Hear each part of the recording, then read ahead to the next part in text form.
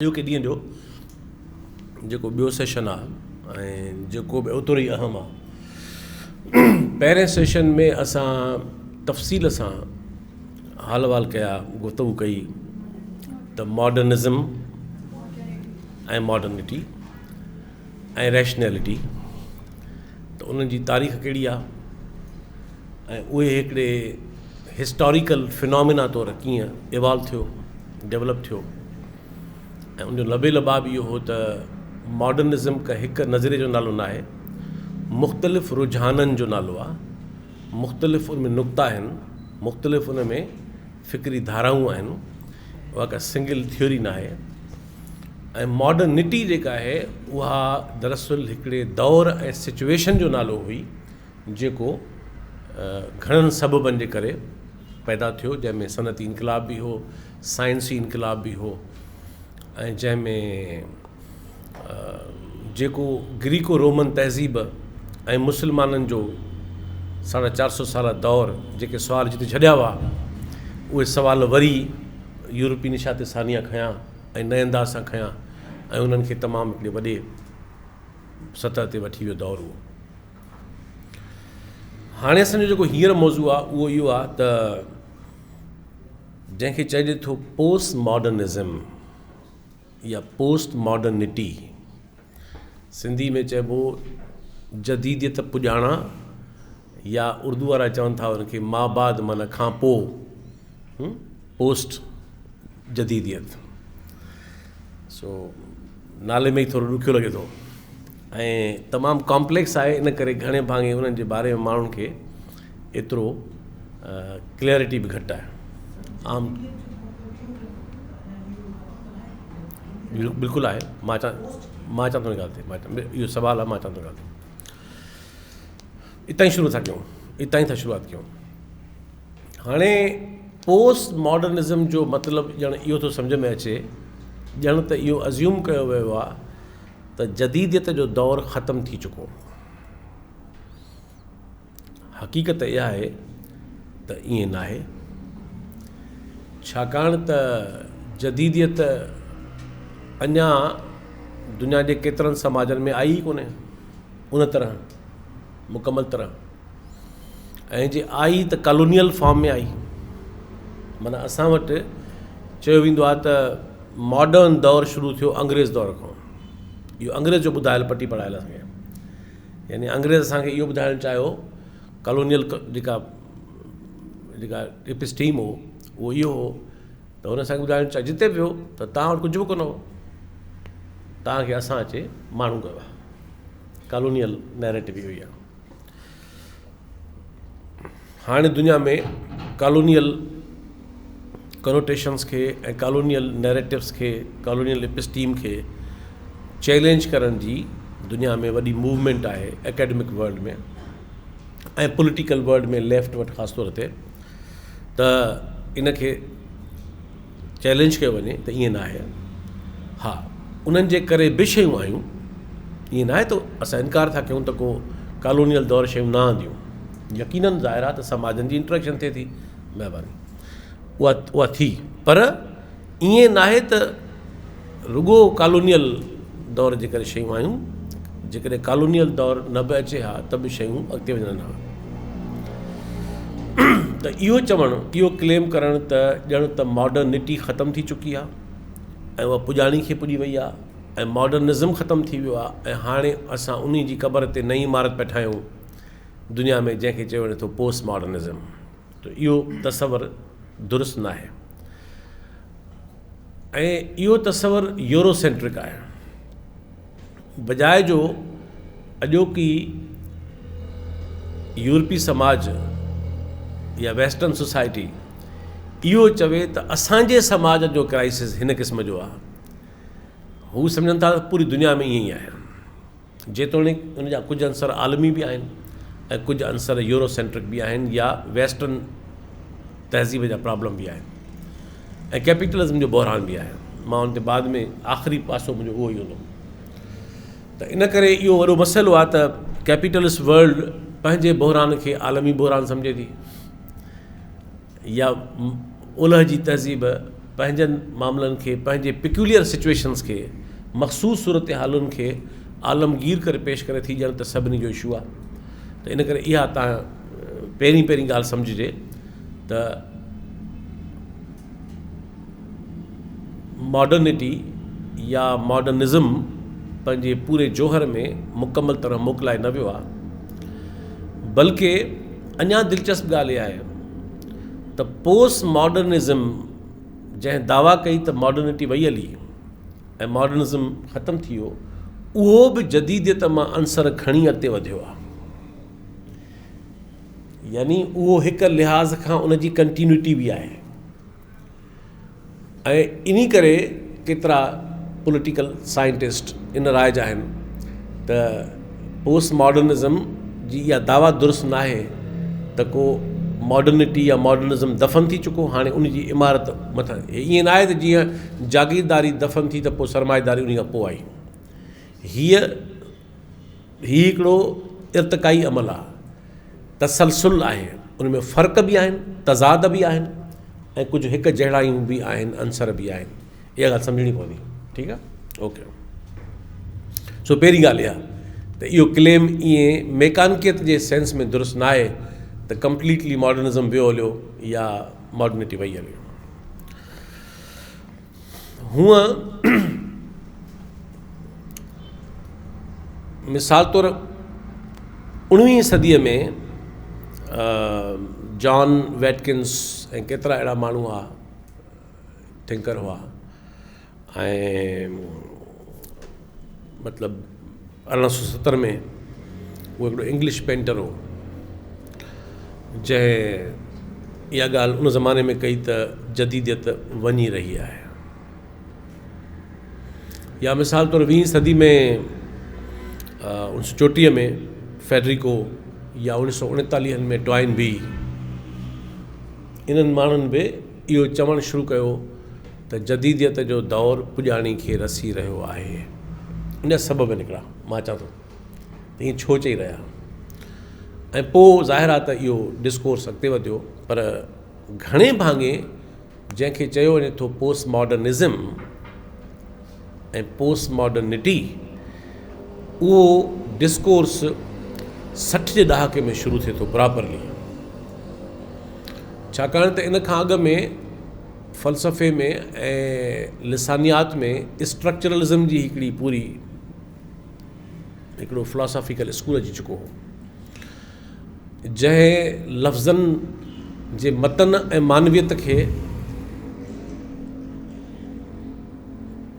Contextual हालतुनि सां जोड़े इहो ॿुधाइण जी कोशिशि कई त उन्हनि जी का बि एब्सोल्यूट माना कोन्हे। उन्हनि जी मानवियत बि माहौल ज़मान ऐं मकान सां आहे ऐं हालतुनि सां आहे। इन करे लफ़्ज़ साॻियो आहे, लफ़्ज़ जो फॉर्म साॻियो आहे, इबारत जो फॉर्म साॻियो आहे, स्टेटमेंट जो फॉर्म साॻियो आहे, पर उन जी मानवियत पंहिंजी मानवियत तब्दील कंदी रहे थी। ॾाढी दिलचस्प क़िस्म जी ॻाल्हि आहे। वरी इन्ही जे रद में पोस्ट स्ट्रक्चरलिज़म जी हिकिड़ी डॉक्ट्राइन डेवलप थियो। ऐं तव्हां ॾिसंदव त मिसाल तौरु मिचेल फोको, जेको पाण खे पोस्ट मॉडर्निस्ट कोन सॾाईंदो हो, उनखे सम्झो वेंदो आहे यकीनन, उहो इन सॼी शइ में तमामु हिकिड़ो बुनियादी हिकिड़ी उनजो या दरीदा आहे या ॿिया केतिरा आहिनि, मां चवां थो उन ॻाल्हि त 60 जे ॾहाके में डिस्कोर्स शुरू थियो ऐं पोइ 70-80 जे ॾहाके में इहो उरूज ते वियो डिस्कोर्स। ऐं हाणे दुनिया में जेके अहम तरीन माना सोशल थियरीज़ आहिनि या पॉलिटिकल थियरीज़ आहिनि या सिचुएशन्स आहिनि, टेक्नोलॉजिकल रिवोल्यूशन रिवोल्यूशन्स जे करे, इन करे इहो अॼोके दौर जो अहम तरीन मौज़ू आहे जेको असां तव्हां सभिनी जी ज़िंदगियुनि खे बि शेप करे रहियो आहे बिना ॿुधाइण जे। ऐं असां चाहियूं न चाहियूं असां उन सूरत हाल में दाख़िल थी विया आहियूं। ऐं बाक़ी आहे नज़रिया, उहे माण्हू उहे हमेशह डिस्कोर्स में रहंदा आहिनि। मां तफ़सील में ईंदुसि बाक़ाइदा, पर ॾाके ॿ ॾाके हिकिड़ियूं शयूं सवलियूं करे हलजनि। इन करे असां चऊं था त सिंध जे समाज खे बि इन्हनि मौज़ूअनि ते ॻाल्हाइणु खपे, सोचणु खपे, पढ़णु खपे, डिस्कोर्स पैदा करणु खपे त असांजी सियासत खे इहा सूरत हाल कीअं थी अफेक्ट करे, असांजे इल्म खे कीअं थी करे, असांजे अदब खे कीअं थी करे, असांजे फ़न खे कीअं थी करे, असांजे समाज खे कीअं थी करे, ऐं असांजे इंसानी रवैयनि खे कीअं थी शेप करे, ऐं असांजे ह्यूमन बिहेवियर खे ऐं ह्यूमन नफ़्सियात खे, ह्यूमन जेको पूरो लाइफ आहे असांजी, उनखे असांखे ख़बर हुजे या ख़बर न हुजे, उहा असांखे शेप करे रही आहे। असांखे इदराक हुअणु खपे त असां उनजो केतिरो हिसो बणिजूं ऐं केतिरो हिसो न बणिजूं। इहो तॾहिं मुमकिन आहे जॾहिं असांखे उनजो इदराक हूंदो। ओके, हिकिड़ी ॻाल्हि ॿी करे पोइ मां थो प्रॉपर अचां, छो त कुझु उसूल ऐं ॻाल्हियूं तइ कबियूं त सवलाई थी पवंदियूं। हूअं बि मुंहिंजो मिज़ाज इन क़िस्म जो रहियो आहे त हर शइ खे सम्झण लाइ कुझु उसूल, कुझु बुनियाद रखबा त पोइ ॻाल्हि खे सवली थी पवंदी। उहा इहा आहे त जीअं असां मॉडर्निज़म ऐं मॉडर्निटी जे बारे में चयो त मॉडर्निज़म को हिकु नज़रियो न हो, को हिकु रुझान न हो, को हिकु नुक़्तो न हो। उहो पंहिंजे हालतुनि मां उभरियल मुख़्तलिफ़ क़िस्म जे साइंसी, अकुली, अदबी, फ़नी, सियासी, समाजी, फ़िक्री, सक़ाफ़ती, जेके इंसान जा सभु जुड़ी बीठा मुआशी, जेके नज़रिया ठही बीठा, उन्हनि जो कॉम्बो हो, उनजो कॉम्बिनेशन हुई मॉडर्निज़म हिकु शइ न हुई, ऐं मॉडर्निटी सिचुएशन हुई, दौर हो। त बिल्कुलु ईअं जंहिंखे चयो वञे थो पोस्ट मॉडर्निज़म, हाणे इहो असां इस्तिलाह क्वाइन करण जा मजबूर इन करे आहियूं जो कोनोटेशन इहा आहे, बाक़ी इहा ॻाल्हि करे चुकासीं त ईअं आहे कोन, मनो अनी ईअं न आहे। त पोस्ट मॉडर्निज़म बि हिकु नज़रिए जो नालो न आहे। पोस्ट मॉडर्निज़म जे अंदरि पोस्ट मॉडर्न हिकिड़ी अम्ब्रेला आहे, हिकिड़ो फ्रेमवर्क आहे जंहिंजे अंदरि तमामु घणा ज़ैली नज़रिया आहिनि, जिन जा पाण में हिकु जहिड़ायूं बि आहिनि ऐं फ़र्क़ बि आहिनि, किथे किथे तज़ाद बि आहिनि, ऐं उहे गॾिजी हिकिड़ी सिचुएशन पैदा कनि था, या हिकिड़ो जंहिंखे फोको चयो हो एपिस्टीम, फोको चयो त हर दौर पंहिंजे फ़िक्र जी समाजी तश्कील हूंदो आहे, इनखे हुन एपिस्टीम चयो। माना इल्म जो हिकिड़ो ऐं तफ़क्कुर जो हिकिड़ो हर दौर में पंहिंजो हिकिड़ो निज़ाम जुड़े थो। ऐं सो हाणे हिकिड़ी ॻाल्हि त तइ थी त मॉडर्निज़म वांगुरु पोस्ट मॉडर्निज़म बि हिकु नज़रियो न आहे, अंदरि ज़ैली घणियूं शिकिलियूं आहिनि। वरी पोस्ट मॉडर्निटी बि एग्ज़ैक्टली ईअं आहे त उहा दरअसल हिकिड़ी सिचुएशन आहे, हिकिड़ी सूरत हाल आहे जेका पंहिंजे दौर जे हालतुनि मां जुड़ी आहे, ऐं उन में टिनि शयुनि जो अमल दख़ल बुनियादी आहे। घणनि शयुनि जो अमल दख़ल आहे पर टिनि जो बुनियादी आहे।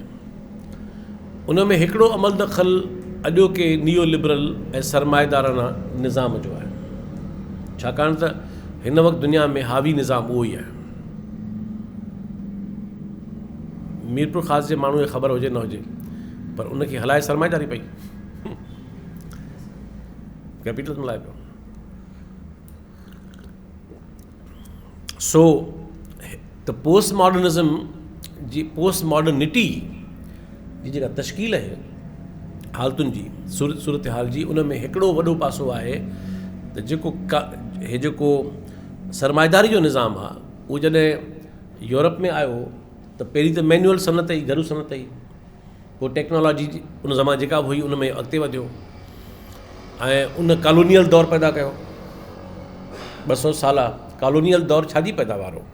कॉलोनियल दौर सरमाएदारी जी ज़रूरत हुई, छाकाणि त सरमाएदारी यूरोप मां पंहिंजो ख़ाम माल न पिया हथ करे सघी, पैदावार करण जी सलाहियत वधी वई, टेक्नोलॉजी वधी वई, इंडस्ट्री वधी वई, ऐं माल किथां ठाहियूं? उहो ख़ाम माल यूरोप में एतिरो आहे कोन, न एतिरी ज़मीन आहे, न एतिरा कुदरती वसीला आहिनि, न एतिरी का शइ घणी आहे कोन।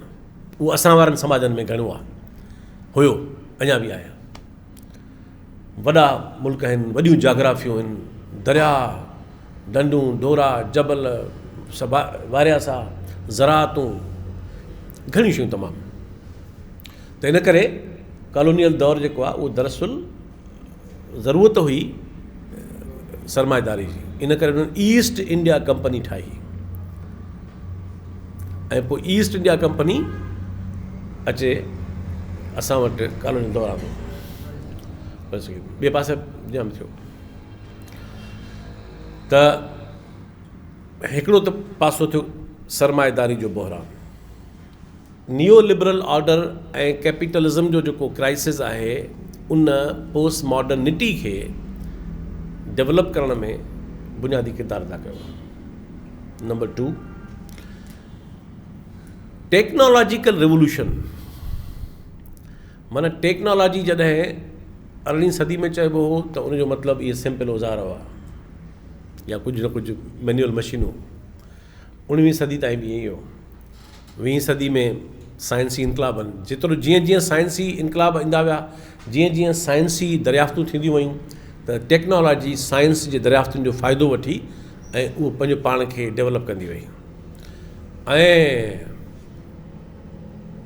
हाणे असां रहूं था 21वीं सदी में, यानी जॾहिं 1970 में किताबु लिखियो हो एल्विन टॉफलर, फ्यूचर शॉक, त वाक़ई माण्हुनि छिरक भरिया। हुन मुस्तक़बिल खे ॿुधायो त हीअं थींदो, हुन अॻकथियूं कयूं, हुन तज्ज़ियो कयो, निजुमी कोन हो पर एनालाइज़ कयो।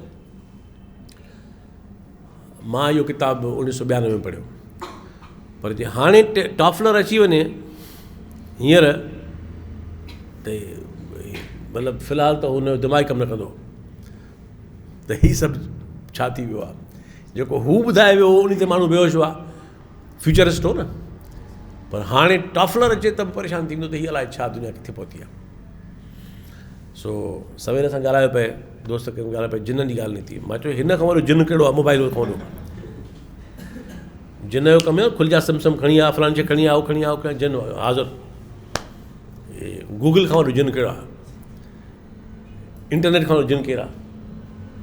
सेकंड कोन थो लॻे, ठक जो हुकुम मेरे आका। हा त टेक्नोलॉजी जे रिवोल्यूशन असांखे फ़ाइदा बि ॾिना आहिनि, बेनिफिट्स बि ॾिना आहिनि, ज़िंदगी आसान बि कई आहे, इकोनॉमी खे वाइब्रेंसी आंदी आहे, ह्यूमन लाइफ खे तमामु घणो सवलो कयो आहे, पर रिस्क बि आंदा आहिनि।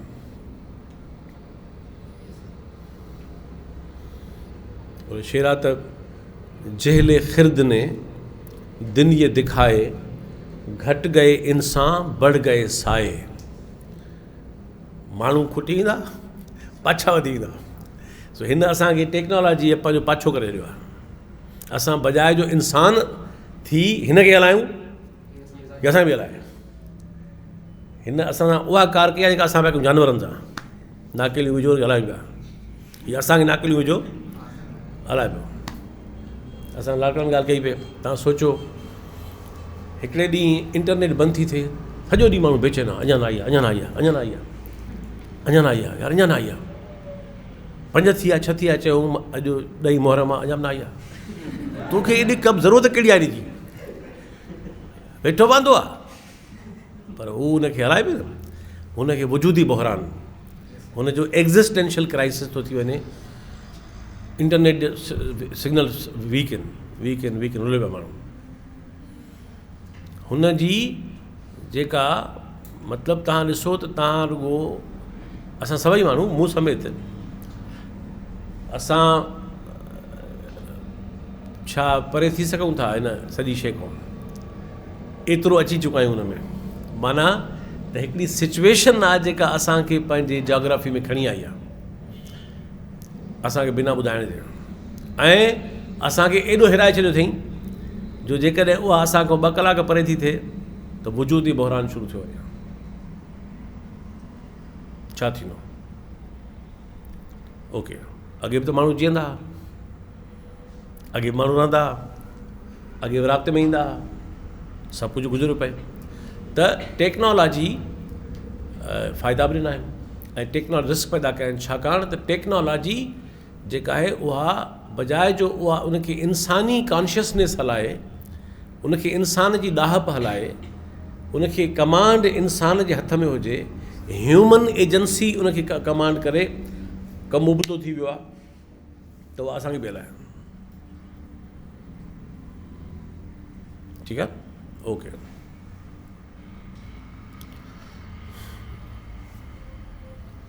त ॿियो आंसर इहो आहे, कैपिटलिज़म जो क्राइसिस, नियो लिबरल ऑर्डर पूरी दुनिया में, उन जी पैदा कयल वेगाण चवंदा आहिनि ॻाल्हि ते, ऐं टेक्नोलॉजी मथां वरी दिलचस्प ॻाल्हि कहिड़ी थी आहे त कैपिटलिज़म जो जेको नओं फॉर्म आहे 21वीं सदी जो या 20वीं सदी जे आख़िरी ज़माने जो, जॾहिं खां ही डिस्कोर्स शुरू थियो आहे 70 खां 80 खां, त कैपिटलिज़म जेका थी टेक्नोलॉजी पैदा थिए उन सां गॾिजी वञे, माना U can not separate capitalism from technology और टेक्नोलॉजी फ्रॉम कैपिटलिज़म, ईअं हिक ॿिए में इंटीग्रेटेड आहिनि। ऐं घणी टेक्नोलॉजी में जेका एडवांसमेंट थिए पई, ख़र्च थिए पियो, तहक़ीक़ थिए पई, उनजो वॾो सबबु कॉर्पोरेट इंट्रस्ट बि आहे, मुक़ाबिलो आहे कंपनियुनि जो, केरु कंहिंखां एडवांस आहे, सैमसंग ऐं एप्पल जो मुक़ाबिलो आहे, हर साल नवां फंक्शन्स, नवां फंक्शन, माण्हू ईंदो वञे, माण्हू खे ज़ाहिर त शइ वञे थी। त इन करे कैपिटलिज़म टेक्नोलॉजी जो अचणु, ऐं टीं ॻाल्हि त उन जे नतीजे में पैदा थियल ह्यूमन क्राइसिस, जंहिंखे वजूदी बहरान चए थो, इंसानी क्राइसिस, उहो ज़ाहिर आहे त अॼोके दौर जो, मिसाल तौर अॼु खां 30 साल माण्हू अॻु में, 40 साल अॻु में, असांजे माना तव्हांजी जनरेशन जी पेरेंट्स वारो असां वेठा आहियूं उमिरि जा, माना तव्हांजा पेरेंट्स असांजी एज ग्रुप आहे, वरी असांजा पेरेंट्स जेके हुआ, मां उन ॻाल्हि थो कयां, असां त ॿिन्ही में फाथल आहियूं न, अधु टंग उमिरि दराज़ मांग के लाए थे 4 दिन, 2 आरज़ू में कट गए 2 इंतज़ार में, अधु गुज़ारी से मैनुअल में, अधु गुज़ारी से तव्हां गुज़ारी पिया, हा ठीकु आहे, इहा लक बि आहे, सुठी बि आहे, या प्रॉब्लम बि आहिनि, पर जेका असांजे पेरेंट्स वारी जनरेशन हुई, घणा माण्हू रोज़ानो टेबलेट खाईंदा हुआ डायबिटीज़ जी, घणा खाईंदा हुआ ब्लड प्रेशर जी टेबलेट, घणा खाईंदा हुआ निंड जूं गोरियूं, मतिलबु ॿुधायो, विरले घर में टिकियूं पयूं हूंदियूं, विरले खाइबी, कॾहिं कॾहिं बुखार थियो, मथे सूर थियो विरले, त माण्हू खाईंदो, अदरवाइज़ त पोइ छा थियो आहे जो इंसानी ज़िंदगीअ में, मां बि ॾींहं में 7 टेबलेटूं खाईंदो आहियां, हार्ट जी अलॻि, ब्लड प्रेशर जी अलॻि, डायबिटिक जी अलॻि, कोलेस्ट्रोल जी अलॻि, कम थो, उन खां कमु थो हले, ठीकु। ऐं हर 3 माण्हू जी कहाणी आहे, मुंहिंजी तरह कहाणी, मतिलबु जेको 40-50 टपे, जेको 40 टपे हुन सां पैकेज शुरू थी वञे, डाइट अहिड़ी, आबहवा अहिड़ी, लाइफ स्टाइल शयूं, हालांकि त चवण जो मतिलबु इहो आहे त हिन सॼे capitalist order, neo liberal order ऐं टेक्नोलॉजी जे रेवोल्यूशन्स ऐं एडवांसमेंट्स जी इंटीग्रेशन जिते फ़ाइदा ॾिना आहिनि, उहे बि ॾिना अथई, उनखे इनकार न आहे, माण्हू चए थो वाह फ़ाइदो ई न आहे, ई न आहे, पर उन हिकिड़ो ह्यूमन क्राइसिस बि पैदा कयो आहे, जंहिंखे चई सघूं था 21वीं सदीअ जो वजूदी बहरान।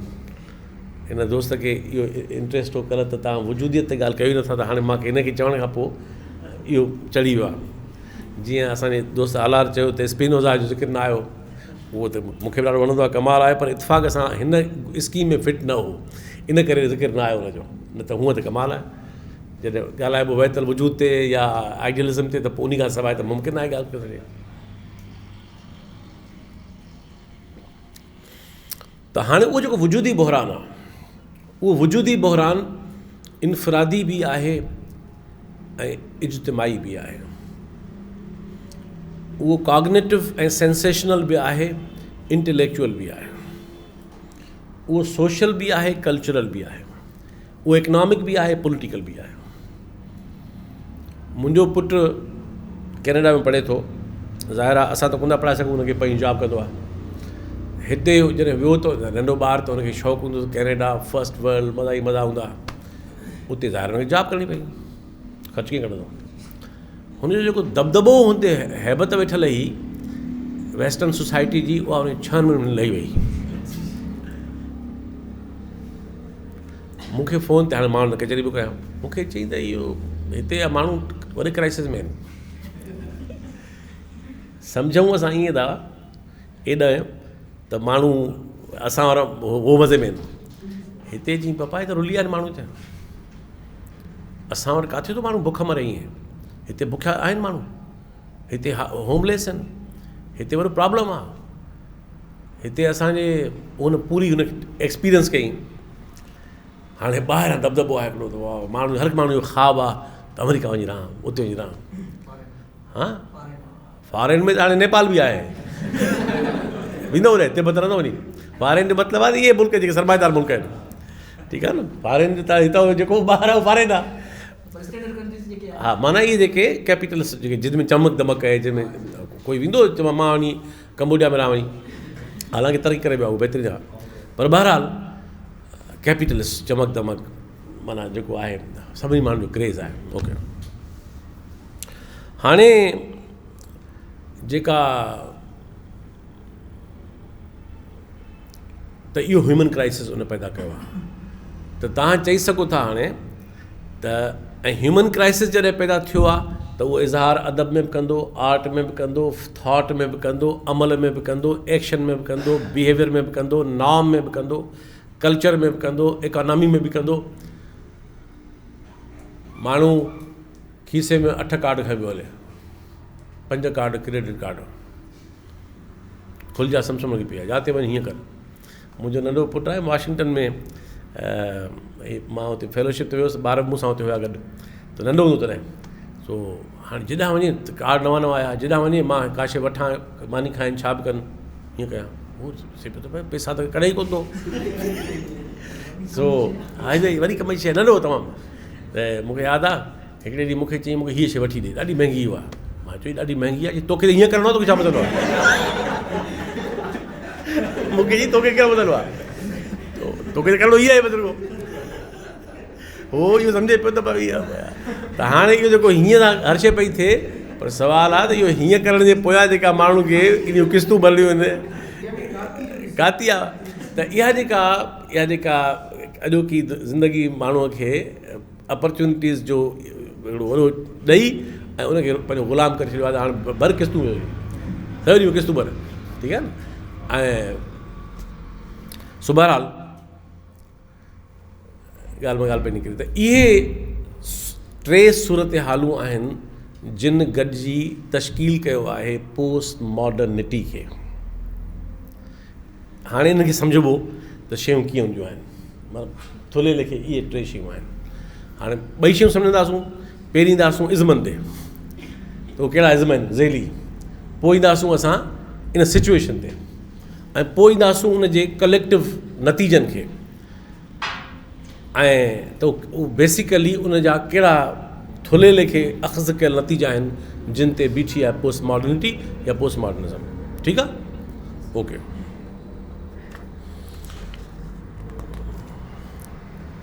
हाणे चऊं था इन ॻाल्हि ते त पोस्ट मॉडर्निज़म जे अंदरि, अच्छा पोस्ट मॉडर्निटी ॿी दिलचस्प ॻाल्हि आहे। उहा ॻाल्हि इहा आहे त पोस्ट मॉडर्निज़म चए थो त डेफिनेशन खे चैलेंज थो करे, उहो खे डिफाइन करण खे चैलेंज था कनि। Things can not be defined, छो त मूविंग आहिनि, ठहिरियल न आहिनि, बीठियूं न आहिनि, हिकु जाइ ते बीठी न आहे।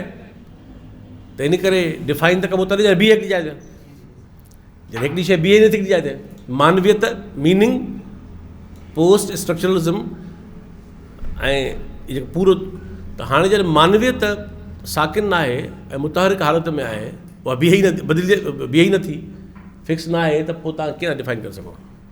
त इन करे हिकिड़ो इशू इहो आहे त हाणे असां डिफाइन पिया कयूं हींअर, पर पोस्ट मॉडर्निस्ट चवंदा त डिफाइन करणु ग़लति अमल आहे। इन करे दुनिया में का बि तय थियल डेफिनेशन न आहे पोस्ट मॉडर्निज़म जी। यानी ॿिया कनि था ऐं ज़रूरु कबी छो न कबी, पर पाण जेका थ्योरी आहे या थ्योरीज़ आहिनि उहे हिनखे चैलेंज था कनि त this can not be defined. इहो ई सबबु आहे दुनिया में इन बारे में कंफ्यूजन्स आहिनि, अभाम आहिनि, वॾा प्रॉब्लम आहिनि। ओके, हाणे ॻाल्हि खे सहेड़ींदा हलूं, छो त वॾा मौज़ू आहिनि तमामु। त थुल्हे लेखे तव्हां चई सघो था त 6 ज़ेली नज़रिया आहिनि जेके गॾिजी कंस्ट्रक्ट कनि था पोस्ट मॉडर्निज़म खे। ठीकु आहे? ओके,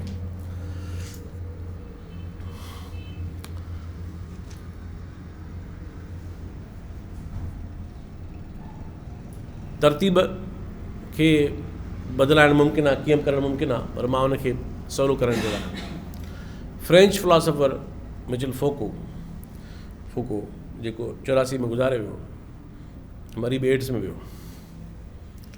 पर हुयो ॾाढो कमाल जो। उन सां केतिरनि शयुनि में माण्हू इख़्तिलाफ़ु करे सघे थो, पर हू ज़ाहिर आहे पंहिंजे दौर जो वॾो फिलासफर हो। कैलिफोर्निया में आख़िरी ज़माने में रहंदो हुयो, फ्रेंच। 84 में गुज़ारे वियो। ही डाइड अर्ली, माना हिन जी उमिरि जेका आहे उहा कोई 56 ईयर्स हुई, एतिरी उमिरि गुज़ारे वियो। ऐं हुनजो तमामु घणनि शयुनि ते लिखियलु आहे, मतिलबु घणनि शयुनि ते, ऐं बेसिकली पोस्ट स्ट्रक्चरलिस्ट आहे। उन जा घणा पासा आहिनि। हाणे हिते असांजा सभु मुमकिन न आहिनि पासा खणणु, उनजो मां हिकिड़ो पासो थो खणां जेको हिते रिलेवेंट आहे। उहो आहे त एपिस्टीम जो। हाणे एपिस्टीमोलॉजी चइबो आहे, कल्ह मूं तव्हांखे ॿुधायो त चइबो आहे सोर्सिस ऑफ नॉलेज खे। इंसानी ॼाण जा कहिड़ा ज़रिया आहिनि ऐं थी सघनि था, इनखे चइबो आहे एपिस्टीमोलॉजी। हाउ वी कम टू नो। जीअं तव्हां चयो त आख़िर हक़ीक़त ताईं कीअं था पुॼूं, ठीकु आहे न। ओके, हक़ीक़त ताईं पुॼणु, उनखे रसणु, उनखे सम्झणु एपिस्टीमोलॉजी आहे। एपिस्टीम जो मतिलबु उतां ई तरह एपिस्टीम जो मतिलबु आहे त हाणे इहा मुंहिंजो हिन सां मुतफ़िक़ हुजणु न आहे, इतफ़ाक़, ठीकु आहे न। मुंहिंजी इन बारे में पोज़ीशन इहे जेको ॿुधायांव थो, इन मां हिन सां मुतफ़िक़ न आहियां मुकमल तरह। मुंहिंजी पोज़ीशन इन में ॿिए क़िस्म जी आहे, पर ही मां तव्हांखे सवलो करे त इनखे सम्झिजे हिकिड़ी एकेडमिक सेंस में। त हू चए थो त हर दौर जो हिकिड़ो एपिस्टीम थिए थो, माना हर दौर जो हिकिड़ो निज़ाम फ़िक्र थिए थो। कल्ह मूं तव्हांखे चयो त फ़िक्र जेकॾहिं इनफ़रादी आहे त फ़िक्र आहे, जेकॾहिं उहो सिस्टमेटिक आहे या सिस्टम आहे उनजे अंदरि को, त उहो निज़ाम फ़िक्र आहे, सिस्टम ऑफ थॉट आहे। ऐं एपिस्टीम जेको आहे उहो हू चए थो त दरअसल हर दौर पंहिंजे फ़िक्र जी, हर दौर जो फ़िक्र दरअसल उन दौर जी समाजी तश्कील आहे। यानी जागीरदारी दौर जा बिलीफ कहिड़ा आहिनि, उन एपिस्टीम आहे पंहिंजो।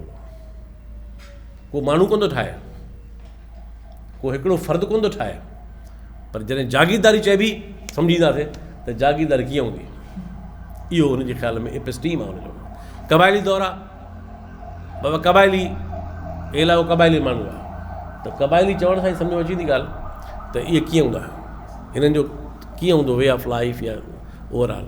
ओके, सनती दौर आहे, सरमाएदार माशरो आहे, ईअं केतिरियूं शयूं। मज़हबी कंहिं माण्हू खे चइबो आहे मज़हबी आहे पको, त वधीक वज़ाहत ज़रूरत न आहे त हिन जा कहिड़ा बिलीफ हूंदा, ठीकु आहे। हर दौर ऐं हर पैराडाइम पंहिंजो हिकिड़ो एपिस्टीम रखे थो, कंस्ट्रक्ट करे थो, खणी हले थो। ऐं ईअं न आहे त को फ़र्दु उनखे तश्कील ॾिए थो, हा फ़र्दु उनखे शेप करे सघे थो, थ्योराइज़ करे सघे थो, पर ईअं न आहे त को फुको जो चवणु मतिलबु इहो आहे त ईअं न आहे त को इहो फ़र्द जी ज़हन जी तख़लीक़ आहे।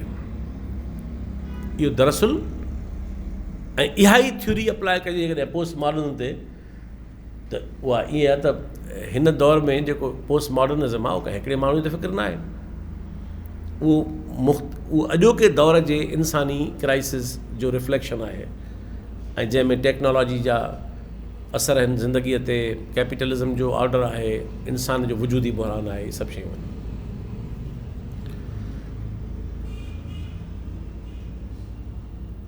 हाणे इन में प्रॉब्लम कहिड़ो आहे?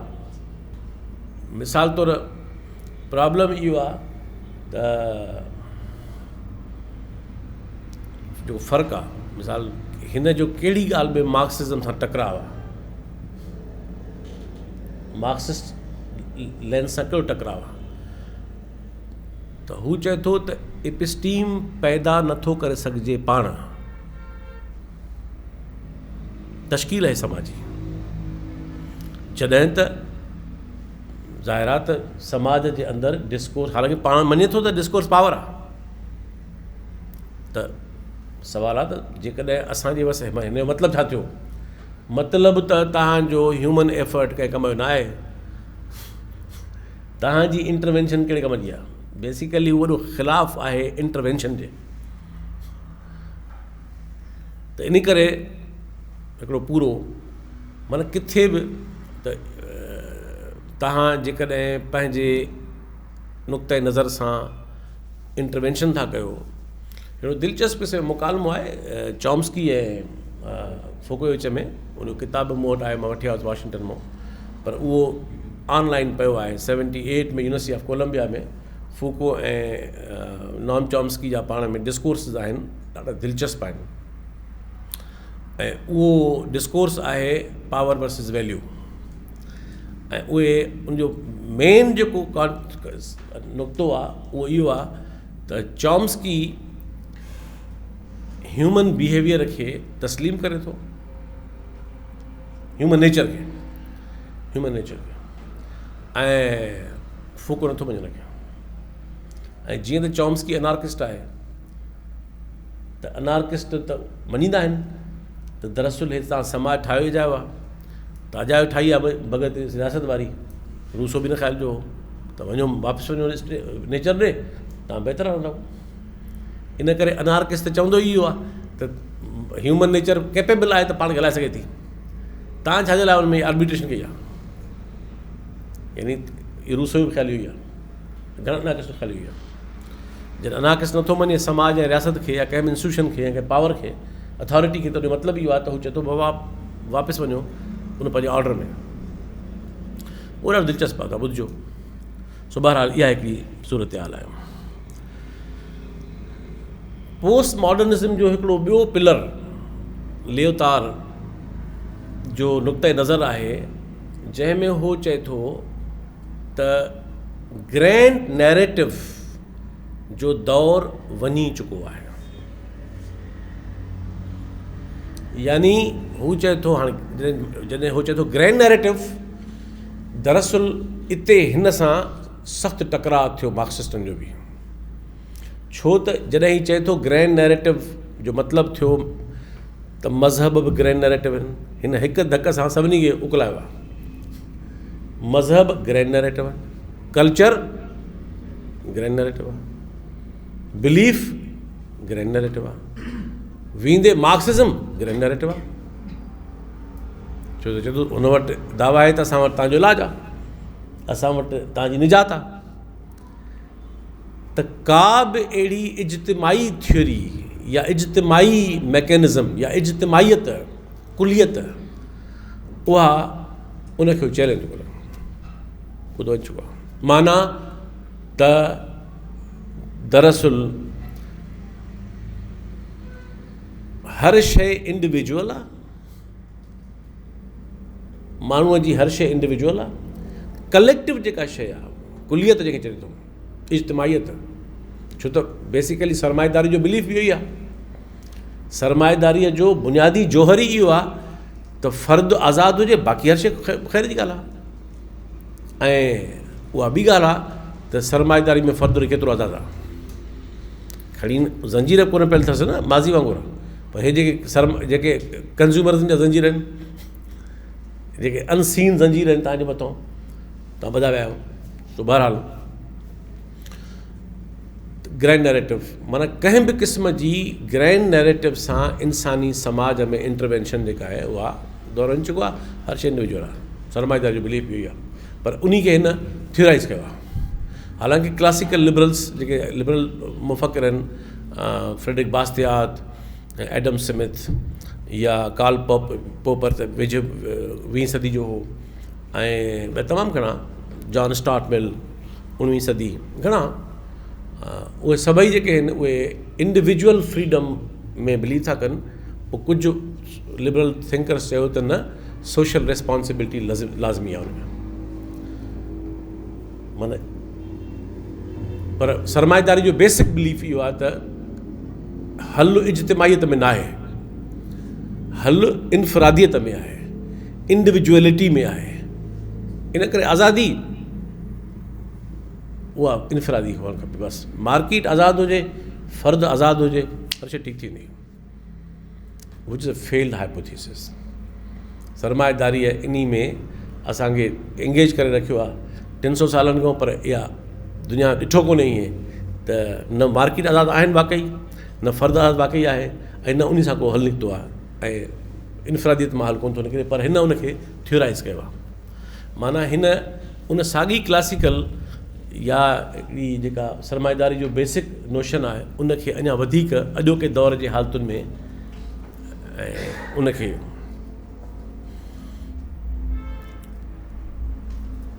दरीदा बि ईअं ई हिकिड़ो वॾो पोस्ट मॉडर्निस्ट हिकिड़ो मुफ़क्किर आहे जंहिंजी थियोरी आहे मशहूरु डीकंस्ट्रक्शन, रद्द तश्कील।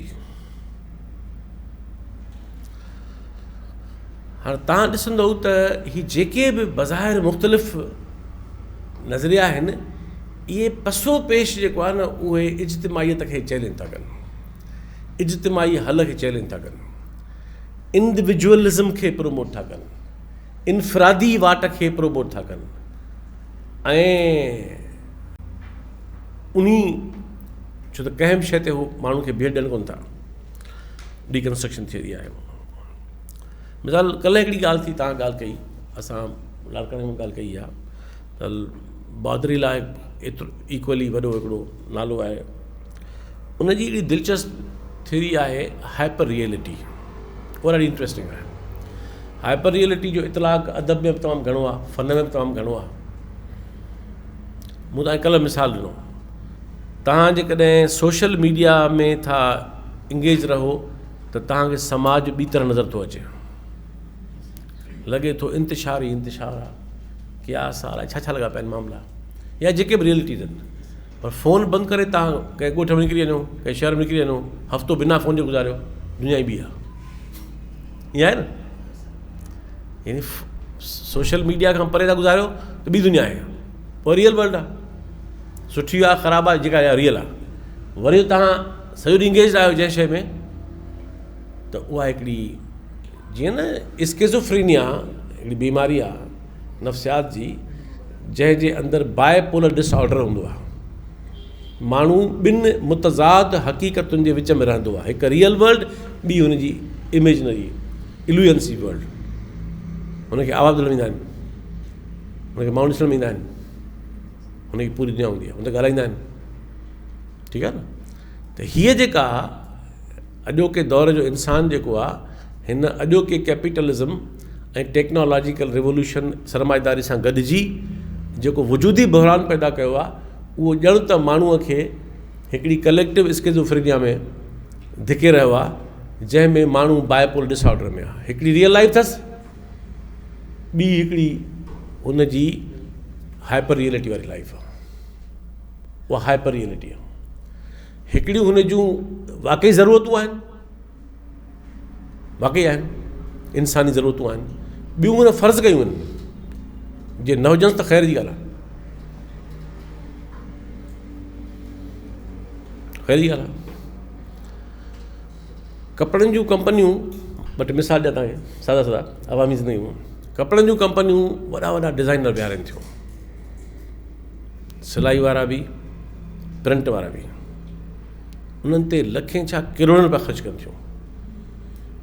डिज़ाइन नहीं हुजे, डिज़ाइन हुजे, माण्हू चवंदो हीअ बाजी आहे, हीअ बाजी आहे, कपिड़ो उहो ई आहे, उहो ई कपिड़ो आहे, हुनखे ख़बर आहे कपिड़ो त हुनखे खपे कोन थो, उहो त अॻे ई आयसि, हिनखे हीउ फासंदो डिज़ाइन में, पोइ डिज़ाइन कपिड़े जी कटिंग में हुजे या प्रिंट में हुजे, उहो तव्हांजूं कूड़ियूं ज़रूरतूं पैदा करे करे करे करे करे उहो तव्हांखे ख़बर, तव्हां हुन में आहियो, असां बि सभु आहियूं हुन में। त इन करे हाइपर रियलिटी तव्हां ॾिसंदव त माना हिकिड़ी तव्हांजी रियल लाइफ आहे, तव्हांजी अच्छा रुगो लाइफ न आहे, माना हीअ महसूसात बि ईअं आहे, सोच बि ईअं आहे, लाइफ साइकिल बि ईअं आहे, प्रियोरिटीज़ बि ईअं आहिनि।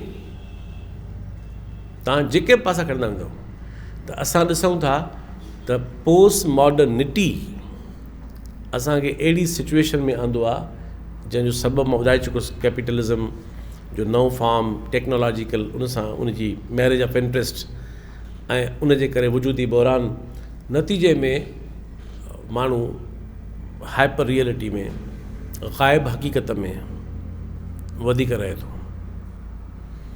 ऐं इहो अॼोके दौर जो सुवालु आहे, ऐं अॼोके दौर जो, ऐं त असां तव्हांजे लाइ बि सुवालु आहे त असांजी पोइ इन खे ज़ाहिर आहे त फिक्शन में, अदब में तमामु घणो इस्तेमालु कयो आहे, मैजिकल रियलिज़म, अॻ में साइंस फिक्शन आयो, हाणे मैजिकल रियलिज़म आहे, तमामु घणियूं शयूं मतिलबु।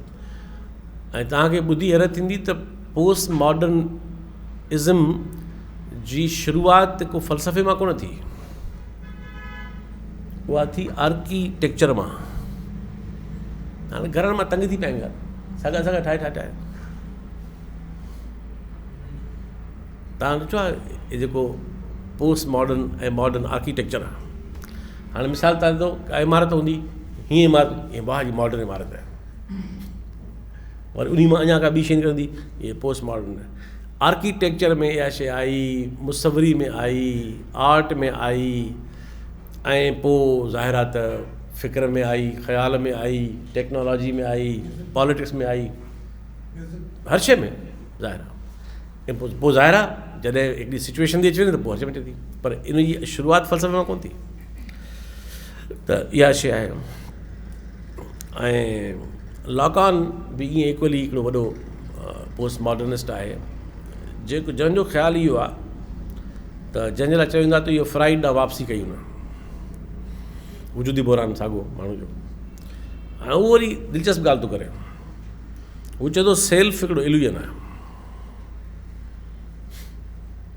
हुन असांजी जिंदगी, हुन असांखे रुलायो त इज्तिमाही थींदी न आहे, सभु इनफरादी आहे।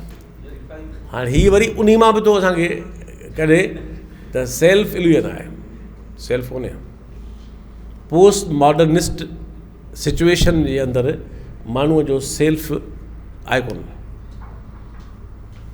ऐं इहा ॻाल्हि दुरुस्त इन माना में ज़रूरु आहे त जेका असां जंहिं हाइपर रियलिटी में रहूं था या जंहिं सूरत हाल में रहूं था, असां असुलु पाण किथे आहियूं। सूफ़ियुनि जा ज़ाहिर आहे कुझु कमाली शयूं आहिनि न, तव्हां शयुनि जे न वञो, ज़ाहिरी हुनजी शिकिल ते।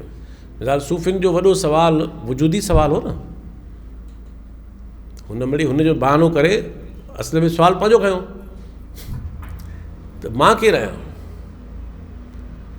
इन करे हुन चयो त पंहिंजो पाण सुञाणणु, मां तव्हांखे उहो मिली वेंदो, भई पाण सुञाणो, उहा ॿी ॻाल्हि आहे त उहो आइडियलिज़म आहे, ठीकु आहे। उन मां कम जी शइ खणो, उन मां कम जी जेतिरी ॻाल्हि आहे कोई उहा खणो, ठीकु आहे न।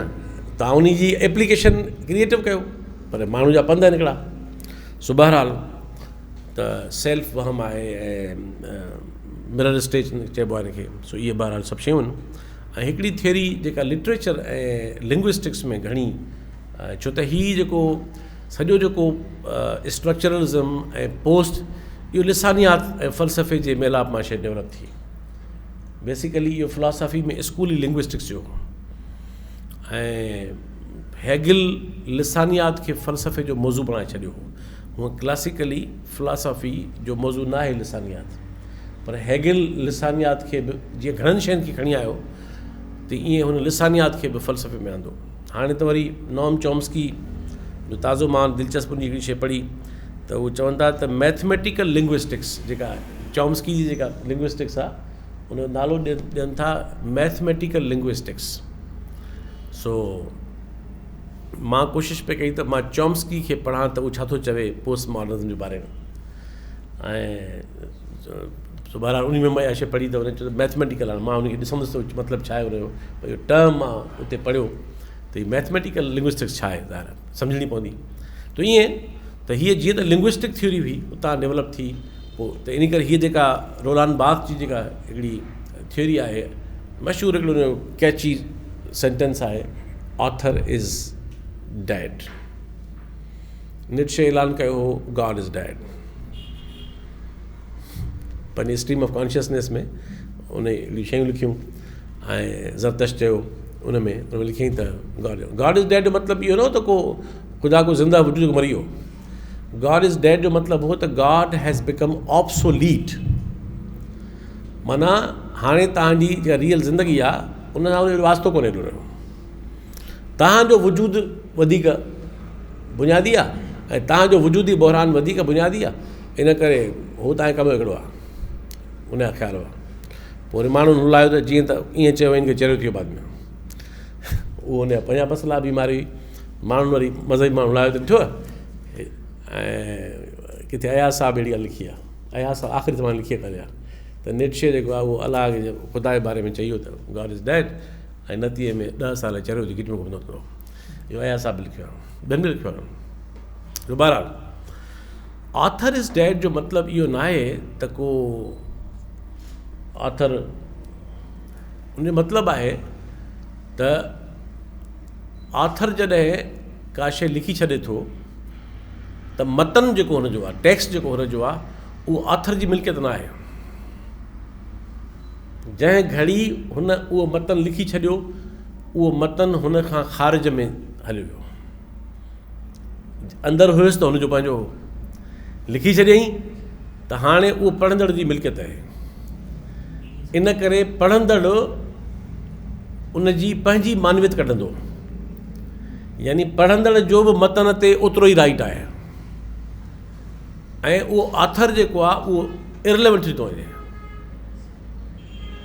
दिलचस्प थी वई आहे, ऐं इन में केतिरनि पासनि सां माण्हू इतफ़ाक़ करे सघे थो ऐं केतिरनि सां न बि करे सघे थो। मिसाल लतीफ़ साईं इहे बैत छा सम्झी लिखिया या चया, हिकु साईं जी एम साईं चए थो त नेशनलिस्ट हो, पलीअ साहिबु चए थो इनकलाबी हो, असां वरी उन ॿियूं तशरीहूं कयूं, केतिरनि ॿियनि ॿी तरह कयूं आहिनि, माण्हू कंदा रहंदा।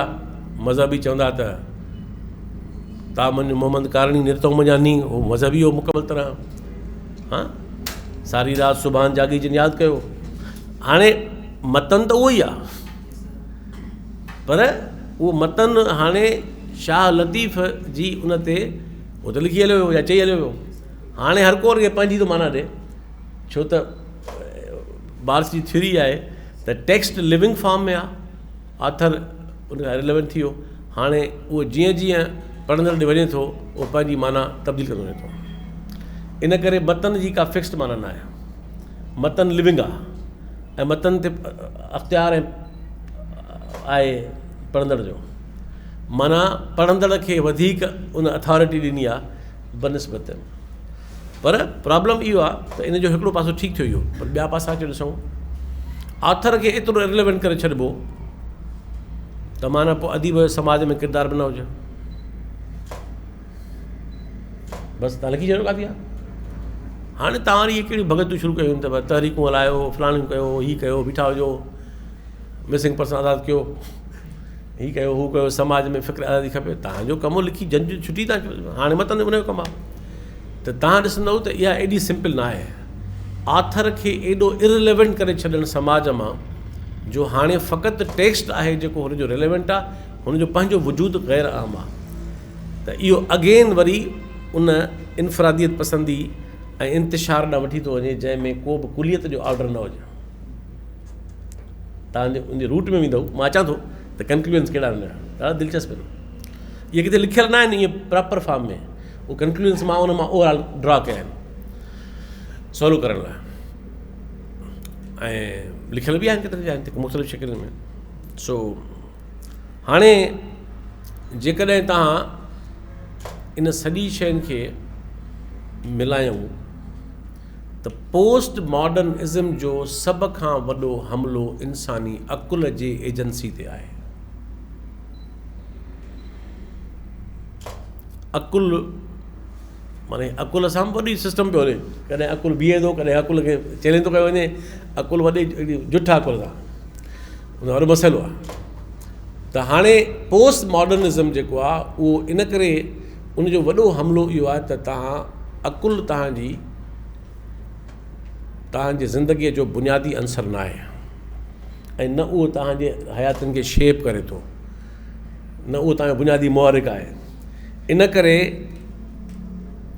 पोस्ट मॉडर्निज़म छो आहे? छो त मॉडर्निटी जो सॼो फोकस अकुल ते हो. सॼी मॉडर्निटी जी इमारत बीठी ही एज ऑफ रीज़न ते. पोइ सही आहे ग़लति, उहा ॿी ॻाल्हि आहे, पर अकुल खे बेसिक अहमियत मिली. पोस्ट मॉडर्निज़म रैशनैलिटी काई कम वई हली, छाई रैशनैलिटी आहे? रैशनैलिटी लिविंग शइ न आहे. इन करे पोस्ट मॉडर्निज़म जो अकुल सां वॾो प्रॉब्लम आहे. मानवियत निस्बती आहे, माना मानवियत खे तव्हां बीहणी कोन ॾींदव न. माना माण्हू कंहिं ॻाल्हि ते बीहे ई न एॾो उनखे मतिलबु तव्हां फिरणो गिरणो करे छॾियो सवली सिंधी में जो माण्हू उन ते बीह न सघे. तव्हां हिकिड़ी ॻाल्हि नोट कई आहे त तव्हांजे हथ में टीवी जो रिमोट कंट्रोल आहे, हाणे माण्हू वेठो आहे. अॻे माण्हू खे दिलि चवंदी टीवी ॾिसे, फज़ील सां को ड्रामो ॾिठईं, को गानो ॿुधईं, को प्रोग्राम ॾिठईं. हाणे हुन टीवी ते पंहिंजे चैनल 100 हथ में ई आहे, ठक 1.5 मिंट थियो, हल ठक ॿियो हल, वरी मिंट खां वरी हल ॿियो. का बि ॻाल्हि ॿुधे नथो ई न का ॻाल्हि ॿुधे थो पूरी, न ॻाल्हि सम्झे थो का पूरी, न हुन इंट्रस्ट आहे.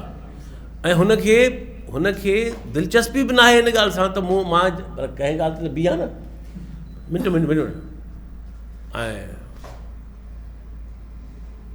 ऐं हुनखे जे तव्हां कंहिं हिकु चैनल ते बीहारे छॾियो रुली वेंदो. हुनजे अंदरि में जेको इंतिशार आहे, जेका मूं तव्हांखे ॻाल्हि कई पई टेक्नोलॉजी जेको असांजे अंदरि में पैदा कयो आहे, उहो हिनखे बीहण कोन थो ॾिए. मतिलबु एॾी तेज़ीअ सां थियूं हक़ीक़तूं बदिलजनि हुनजे साम्हूं.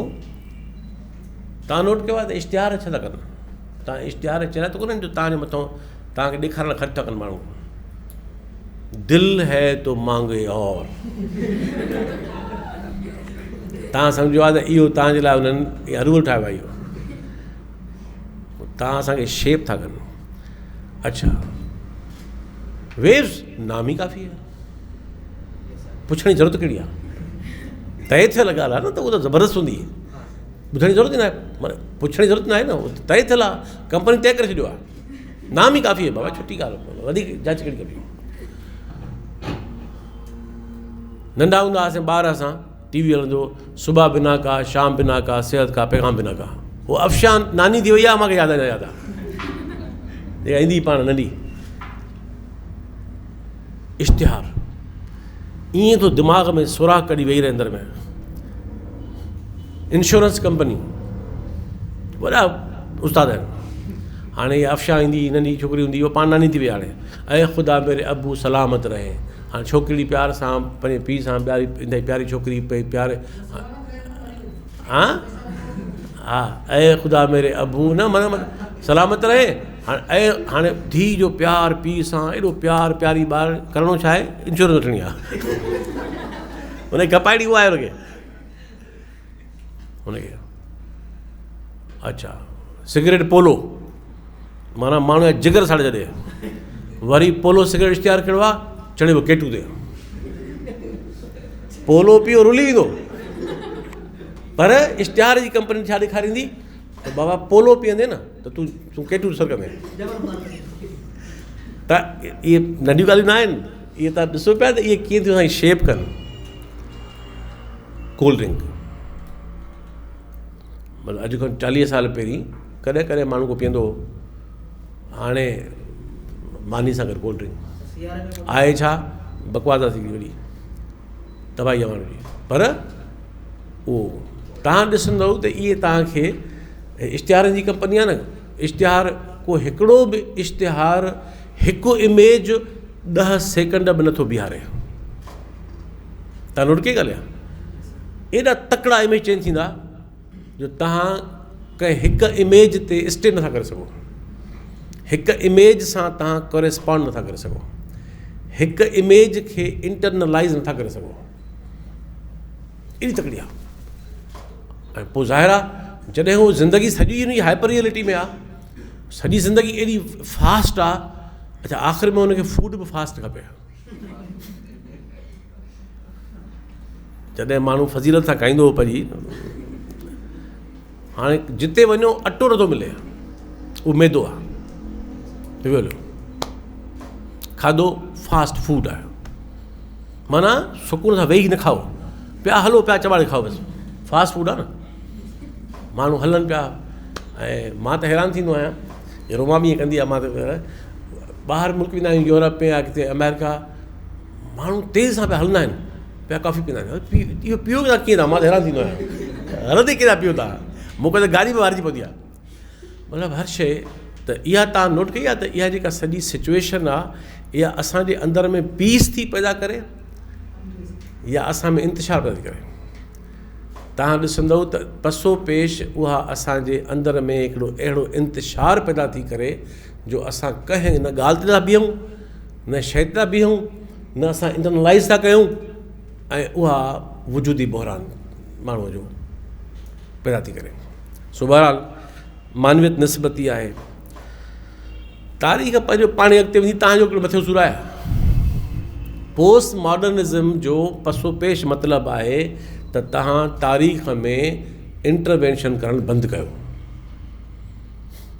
कुलियत छुटी, ग्रैंड नैरेटिव छुटो, हर शइ इनफरादी आहे, शयूं पाणे थींदियूं, ठीकु आहे। ख़ुदि वहम आहे, हाणे उहा बि ॻाल्हि आहे त इहो बणिजी हक़ीक़त वई आहे, यानी असांखे इहो वहम आहे त असांजो पंहिंजी हयातीअ ते अख़्तियार आहे, ईअं आहे न, जॾहिं त हक़ीक़त में असांजी हयाती जो अख़्तियार कंहिं ॿिए खे आहे, उहा टेक्नोलॉजी आहे, उहो मार्केट आहे, उहो कंज़्यूमरिज़म आहे, उहो 50 शयूं आहे, मीडिया आहे, सोशल मीडिया आहे, हर शइ आहे।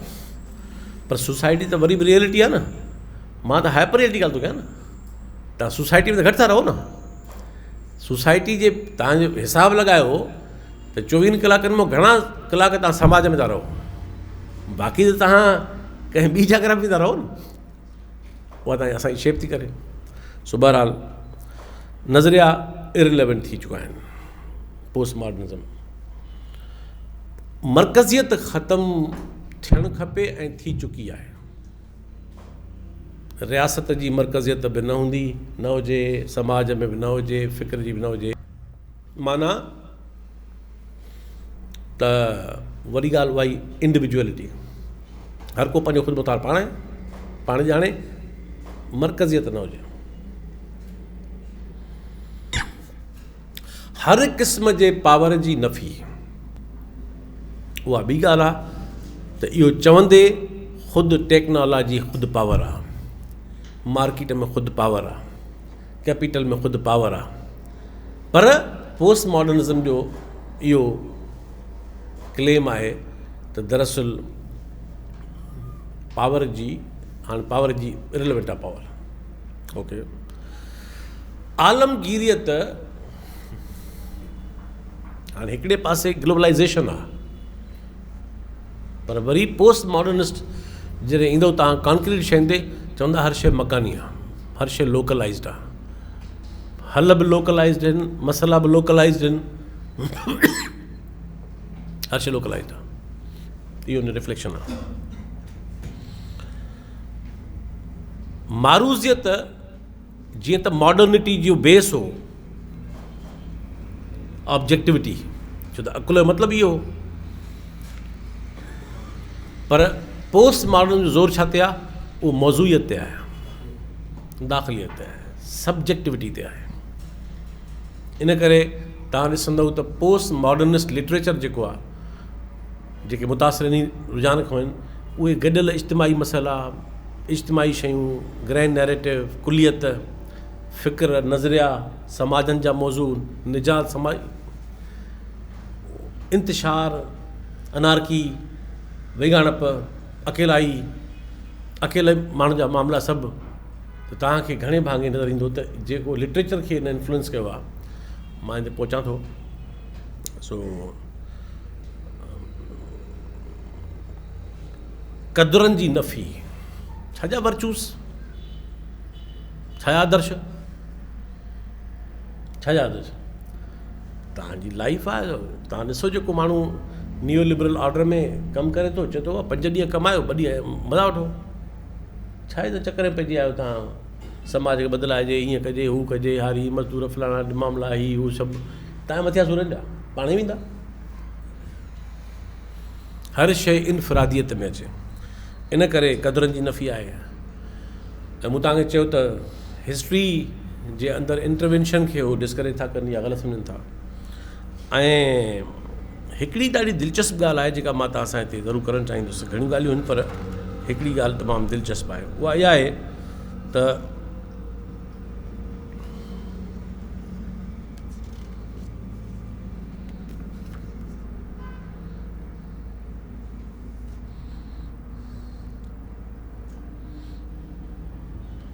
इल्मु हिकिड़ी जिन्स आहे, कमोडिटी आहे। छो त कैपिटलिज़म वटि हर शइ कमोडिटी आहे। अहसास कमोडिटी, माण्हू कमोडिटी, वक़्तु कमोडिटी, हर शइ जेका ह्यूमन लाइफ जी आहे उहा क़ाबिले फ़रोख़्त आहे ऐं उनखे कमर्शलाइज़ कबो, कॉर्पोरेटाइज़ कबो उनखे। ऐं इन करे पोस्ट मॉडर्निज़म जे अंदरि इल्म जे बारे में, हाणे ज़ाहिर आहे इहो कैपिटलिज़म जो ई रिफ्लेक्शन आहे। इल्म हिकिड़ी जिन्स आहे। इल्म जो कारज इहो न आहे त को ॾाहप पैदा करे। इल्म जो कारज जेको हज़ारनि सालनि खां वठी डेवलप थींदो आयो आहे। इल्म हिकिड़ी कमोडिटी आहे ऐं इंफॉर्मेशन जी फॉर्म में आहे ऐं उहा सेल आउट करे सघिजे थी, ख़रीद करे सघिजे थी। तव्हां नोट कयो हूंदो त सॼी दुनिया में प्राइवेट एजुकेशन पाणी प्राइवेट आहे, तव्हांखे वठी पीअणो आहे। हीअ ग्रीन टी आहे जे अहिड़ी माण्हू हलो चांहि नथो पोखे सघे, पर माण्हू केतिरी शयूं पंहिंजे घर में पाण ठाहे सघे थो। पर हीअ तव्हांखे चपटी ॾींदा या एतिरी बंदि करे पैकिंग करे तव्हां वठंदो आहे। हर शइ ईअं आइडियाज़ आहिनि, शयूं आहिनि। त इन करे इल्म ॾांहुं जेको पोस्ट मॉडर्निज़म जे जेको एटीट्यूड आहे उहो ई आहे। त जिन से तव्हां नोट कयो हूंदो त असां वटि अॼु खां 40 साल अॻ में किथे आहे प्राइवेट स्कूल एतिरा, ऐं किथे आहे ट्यूशन सेंटर एतिरा। असां वारी जनरेशन में एतिरा किथे हुआ। ऐं उस्ताद जेकॾहिं पढ़ाईंदो हो, मूंखे कमर में मां प्राइमरी पढ़ियुसि त उस्ताद सां हूंदो हो त उनखे चइबो असांखे प्राइमरी, मां सेकेंडरी में हलियो हुयुसि पिटारो, 6हीं 7हीं मूं पढ़ी कमर में। त उनखे चइबो हो त हीअ शयूं असांखे सम्झणियूं आहिनि। चवंदो घर अचो, घर असांखे पंहिंजे ॿारनि वांगुरु औलाद वांगुरु विहारींदो, बिना पैसनि जे असांखे मज़े सां पढ़ाईंदो, कलाक ऐं कलाक वठो। चवंदो उस्ताद हो, हो टीचर हो, हू नॉलेज एजेंट न हो कॉर्पोरेट सेक्टर जो जेको चए थो मां वटि। त इन करे तव्हां ॾिसंदो त जेको इल्म ॾांहुं जेको एटीट्यूड आहे उहो इन क़िस्म जो आहे हिन में। ऐं इहा शइ आहे। हाणे जेकॾहिं असां हिनखे घणा पासा आहिनि तमामु, पर जेकॾहिं इन सॼी शइ खे असां कंक्लूड कयूं ऐं त असां कुझु नतीजा कढी सघूं था।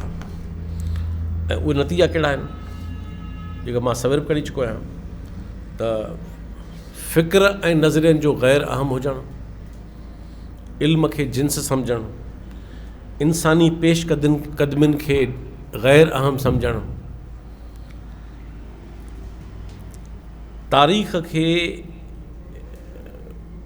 माना ईअं सम्झणु त उहा ख़ुदकार पंहिंजा सभु मामला पाण हल कंदी, उन में इंटरवेंशन पोइ इनकलाबनि जी सूरत में हुजे या तहरीकुनि जी शिकिल में हुजे।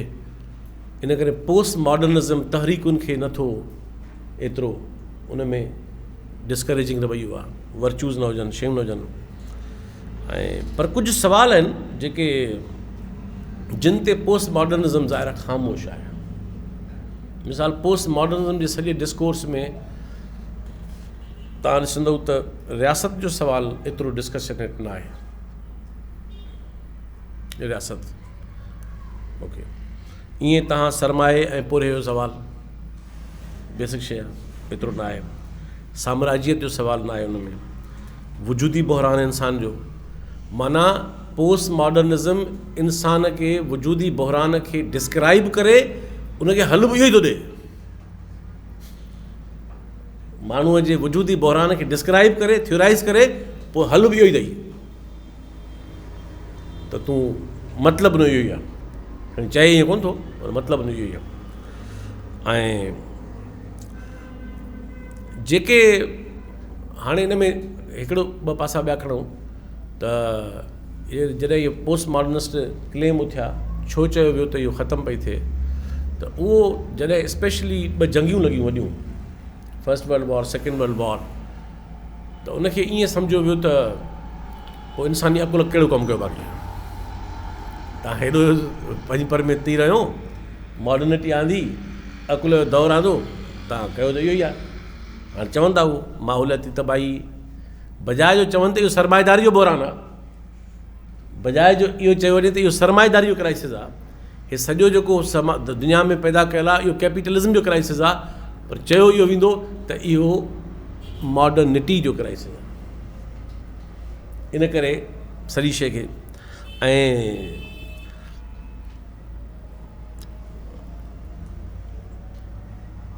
जेके मूं तव्हांखे ॿुधायो मतिलबु नज़रिया, आदर्श, कुलियत, मारूज़ियत, इन सभिनी जो रद्द आहे। ऐं टोटेलिटी में ज़ाहिर आहे त हिकिड़ो इंतिशार थो साम्हूं अचे। इन करे मां इन ॻाल्हि खे थो हिते पूरो कयां त सरमाएदारीअ कुझु क्लेम कया हुआ, उहे क्लेम्स केॾां विया। मिसाल तौरु हुन क्लेम कयो त फ़र्दु आज़ादु आहे। छा सरमाएदार समाजनि जो फ़र्दु आज़ादु आहे? खणी बज़ाहिर ग़ुलाम न आहे।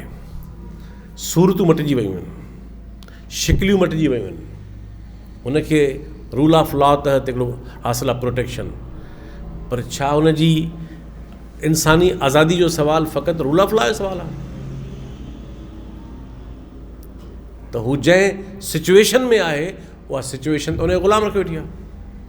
उन में ज़ाहिर आहे पूरो कैपिटलिज़म जो निज़ाम आहे ऐं पूरी ॻाल्हि करे चुका आहियूं तफ़सील सां। सरमाएदारी क्लेम कयो त सरमायो जेतिरो घणो पैदा थींदो समाज जा मसइला हल थींदा। इन करे कैपिटलिज़म हुजणु खपे। माना सरमाए खे एतिरो अहम सम्झो जो इज़म हुजे। उहो हुक्मरानी समाज ते सरमाए जी हुजे। पोइ भला ॿुधायो त दुनिया में जेतिरी फरावानी आहे दौलत जी, उन में छा गुरबत घटी, इस्तेसाल घटियो, छा घटियो? बीमारियूं घटियूं। यानी मलेरिया जी वैक्सीन अची चुकी आहे, नथा ॾियनि छो त असां ख़र्चु कयो आहे कंपनियुनि अरबे रुपया पूरा कढूं। अची चुकी आहे, केतिरनि बीमारियुनि जा अची चुका आहिनि इलाज, नथा इंट्रोड्यूस कनि। छो त असांजूं दवाऊं पयूं, असांजूं ख़रबे रुपए दवाऊं पयूं, काॾे वेंदियूं? असां कमाए वठूं। पैदावार वधंदी। सरमाएदारी चयो त कंपटीशन थींदो, त कंपटीशन में पैदावार वधंदी, ऐं पैदावार वधंदी त समाज में तरक़ी थींदी। त पोइ सुवालु इहो आहे त दुनिया में पैदावार तमामु घणी आहे, दुनिया में एतिरो खाधो आहे जो कोई बुख न मरे, एतिरा कपिड़ा आहिनि जो कोई कपिड़नि लाइ परेशान न हुजे, दुनिया में एतिरियूं दवाऊं आहिनि जो को माण्हू बीमार न रहे, दुनिया में एतिरा मेवा आहिनि जो माण्हू सभई माणे सघनि था, सभु शयूं आहिनि, नसीब कंहिंखे आहिनि उहे, पैदावार थी वई, पैदावार कंहिंजे खीसे में थी वञे, इहो वॾो सुवालु आहे। दुनिया में अमर्त्या सेन खां अॻु में हिकिड़ी थ्योरी डेवलप थियल हुई त आबादी घटायो, इहो बि ज़ाहिर आहे आबादी घटायो, छो त आबादी सां दुनिया खे ख़तरो आहे। अमर्त्या सेन हुनखे उबतो करे ॻाल्हि, अमर्त्या सेन चयो त ख़तरो आबादी मां एतिरो कोन्हे जेतिरो ख़तरो कंज़म्पशन मां आहे। मिसाल ॾियां, हिकिड़े अमीर माण्हू जे घर मां किचिरो केतिरो थो निकिरे ऐं हिकिड़े ग़रीब माण्हू जे घर मां केतिरो निकिरंदो आहे, उन वटि सिंपल सादी लाइफ आहे हिकिड़ी, सिंपल फ़ैसिलो करे वठो। हिकिड़ो पैसे वारो माण्हू केतिरियूं प्लास्टिक जूं थैलियूं थो ॾींहं में सामान वठी, ऐं हिकिड़ो माण्हू जंहिंखे शयूं खपनि ई ॿ टे थियूं, ॾींहं जो कमुकारु करे शाम जो 50 रुपए जी थैली वठी, 100 रुपए जी, 2 टमाटा 2 पटाटा 2 सावा मिर्च धाणा वठी किलो अटे जो, उहो त कोन थो माहौलियात खे तबाह करे न। त इन करे इहे सवाल ॿीहर ॾिसण जहिड़ा आहिनि। त इन में कैपिटलिज़म जो क्लेम हो उहो किथे बीठो आहे, इहो डिस्कोर्स ई कोन्हे। ऐं रियासत मुख़्तसिर हुजे ऐं रियासत जो इंटरवेंशन न हुजे, इहो क्लासिकल क्लेम आहे दौर जो कैपिटलिज़म जो। फ्रेडरिक बास्तियात जो मां मिसाल ॾींदो आहियां, जेको हुन चयो त स्टेट इज़ नेसेसरी इविल, माना क्लासिकल लिबरल्स त इहो चयो त स्टेट इज़ मां हिन जो तर्जुमो कयो हो त रियासत हिकिड़ी अणटर बुछड़ाई आहे, इहो मां तर्जुमो कयो अॼु खां 22 साल में।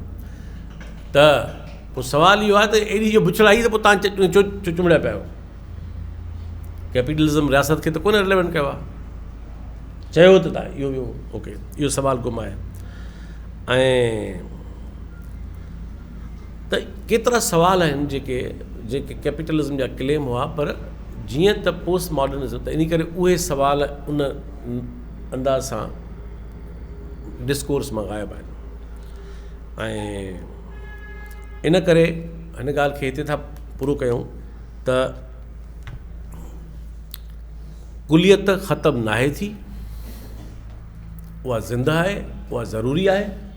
हा, तवाज़ुन पैदा करणो पवंदो इनफ़रादी हक़नि में ऐं इज्तिमाई मफ़ादनि में। न इनफ़रादी हक़ कंप्रोमाइज़ थियणु खपनि, न इज्तिमाइयत कुलियत कंक्लूजन, मारूज़ियत इरलेवेंट नाहे थी, ख़ुदमुख़्तारी न वई आहे, इल्मु रुगो जिन्स नाहे, हर शइ जिन्स आहे न, कोयले खां वठी ऐं कारूंजर खां वठी इल्म ताईं। कंपनी ॾिसंदी, हा वधि में तव्हांखे चवंदी तव्हांखे 2 टे स्कूल ठाहे ॾींदासीं, स्कूल इस्पताल एॾा वॾा ठाहे ॾींदासीं, ठीकु आहे, नौकरियूं 2 टे, ठीकु आहे, उहा ॻाल्हि गुम थी वेंदी। त कहिड़ी क़ीमत ते, कास्ट कहिड़ी आहे हुनजी। त इन करे हे जेके बि शयूं आहिनि, ऐं तारीख़ खे छॾे ॾिजे त तारीख़ पंहिंजो फ़ैसिला पाण करे, ईअं नथो थी सघे, छाकाणि त तारीख़ पंहिंजो पाण कोन ठही आहे, तारीख़ बि इंसानी इंटरवेंशन सां ठही आहे, कब्ज़नि सां ठही आहे, फुरमार सां ठही आहे, फुरलुट सां ठही आहे, जबर सां ठही आहे, ताक़त खे पैदा करण सां ठही आहे, ताक़त जी हेजमन ठही आहे। कहिड़ी शइ तारीख़ में पियो पाण ठही आहे जो चऊं त छॾे ॾियूं हुनखे।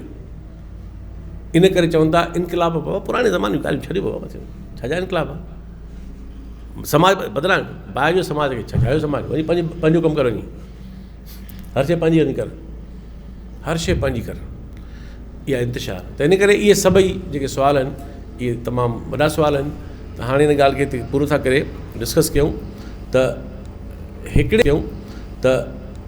हिकिड़े पासे असांखे पोस्ट मॉडर्निस्ट नज़रियनि जा जेके नतीजा आहिनि उहे सम्झणा पवंदा, त उहे इंसान ज़ात खे वधीक वजूदी बहिरान में था वठी वञनि या उन मां कढनिसि था, वधीक इंतिशार में था धिकनिसि या उन मां कढनिसि था। नज़र त इहो पियो अचे। हा, जुज़वी तरह केतिरा पासा आहिनि जिन ते असां इतफ़ाक़ करे सघूं था। ऐं जेका सिचुएशन आहे पोस्ट मॉडर्निज़म जी, पोस्ट मॉडर्निटी, त हाणे आख़िरी तव्हांजे लाइ होमवर्क इहो आहे त तव्हां ऐं असां सभई, मूं समेत, ईअं न भई मां न आहियां उन में, सभु आहियूं उन में, त असां पंहिंजे हयातियुनि ते गौर कयूं त असां अनवॉन्टेड सिचुएशन्स में केतिरो आहियूं। त इन करे जेकॾहिं असांखे पंहिंजे हालतुनि जो इदराक न हूंदो त असांजो वजूदी बहरान ॾींहों ॾींहुं पेचीदा थींदो वेंदो। न असांखे पघार बचाए सघंदी, हिकिड़े माण्हू जी पघार 4 लख रुपया, पुछे त ख़ुशि आहीं? किथे यार, वाह ख़ुशि वाक़ई न आहे, छा में ख़ुशि हूंदो? उन जी लाइफ में ख़ुशी जो जी स्पेस ई कोन्हे। उहो पंहिंजी ज़िंदगीअ में, सूफ़ियुनि जूं के ॻाल्हियूं बहितरीन बि आहिनि, करणु खपनि। मां तव्हांखे पहिरीं ई चयो त उनजी बुनियादी फ़िक्र सां इख़्तिलाफ़ अथमि, उनजूं केतिरियूं ॻाल्हियूं बेमिसाल ऐं कमाल आहिनि, माण्हू बि कमाल आहिनि। उन सां कुझु बाक़ी फिलोसॉफिकली मां उन सां मुताबिक़ न आहियां, इहो आइडियलिज़म आहे। पर हिकिड़े सूफ़ी खां पुछूं त बहलूल दाना बगदाद जो वॾो सूफ़ी हो ऐं हारून रशीद ज़माने में हो। त उन जेका ज़ाल हुई ज़ुबैदा हारून रशीद जी, उहा हुनजी मुरीद हुई, उहा हुन ॾे घणो वेंदी ऐं हे पाण दरिया जे किनारे वेठो हूंदो फ़क़ीर माण्हू। त इन करे उहो हारून चवंदो उहो मुतज़िलाइट हो न, ज़ाहिर आहे उहो त अकुल जो साहिबु हो। त चवंदो कहिड़ी चरे पई लॻी आहीं, बहलूल दाना चकर पई आहीं। सुभाणे वारी किसा घणा लिखियल आहिनि। हिकिड़े ॾींहुं नेठि हूअ वरी हुन सां मिली ईंदी त ख़बर ॿुधाईंदी हिनखे त अहिड़ी ॻाल्हि कयईं, अहिड़ी ॻाल्हि कयईं, हीअं कयईं। उहो मस्तानो टाइप माण्हू पंहिंजो ठहंदो पंहिंजे हिसाब सां। पोइ हिकिड़े ॾींहुं हीअ हुन सां वियो, 2 टे ज़िक्र आहिनि, 2 टे दफ़ा वियो हुन ॾे, पर हिकिड़े भेरे ज़ाल सां गॾिजी वियो ज़ुबैदा सां। ऐं ज़ुबैदा जेका आहे उहा अल-मामून जी माउ न हुई, ज़ुबैदा हुनजी ॾाॾे पोटी, अल-मामून हुनजी ईरानी बानी माउ, इन करे उहो पढ़ियो बि ईरान में ई हो। इन करे उहो उते ई फ़लसफ़ो पढ़ी आयो, मुतज़िलाइट थियो। सो हुन पुछियुसि बहलूल दाना खां त जेको तूं चईं थो त तोखे वॾो सुकून नसीबु आहे, अंदरि में तोखे पीस ई पीस आहे, उहो मतिलबु कीअं ख़बर पए? मां तूं चईंदो अलाह सूफ़ी थियणु ज़रूरी आहे, इहा साई ॻाल्हि ग़ज़ाली बि कई। त पोइ ख़बर कीअं पए त मां सूफ़ी, माण्हू को सूफ़ी थियो आहे कोन थियो आहे?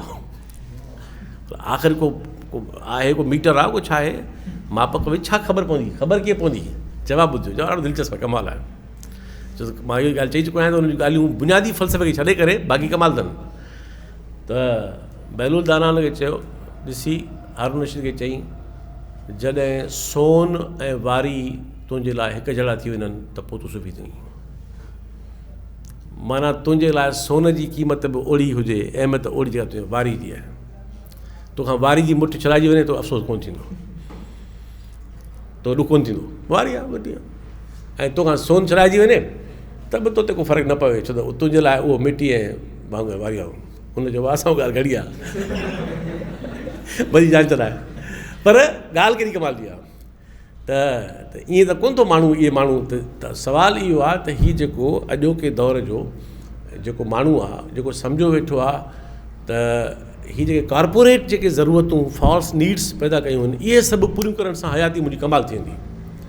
ख़बर थी पए त उन सां मां ख़िलाफ़ु न आहियां, सुठी पघार जे, सुठी लाइफ जे, सुठियुनि सहूलियतुनि जे, ज़रूरु हुजनि त भली हुजनि, पर सुवालु इहो आहे त हीअ जेका कैपिटलिज़म असांखे लाइफ ॾिनी आहे, जंहिंमें सिचुएशन में आणे छॾियो आहे, जंहिं चवंदा पोस्ट मॉडर्निटी, जंहिंमें न आदर्श हुजनि, जंहिंमें न कमिटमेंट हुजे, न में ख़ुदि मुख़्तारी हुजे, जंहिंमें न इल्मु ॾाह पलाई न हुजे, जो कंहिं शइ कारज ई न हुजे समाजी, माना कंहिं बि शइ जो समाजी कारज न हुजे, इहो सौदी मिली वियो।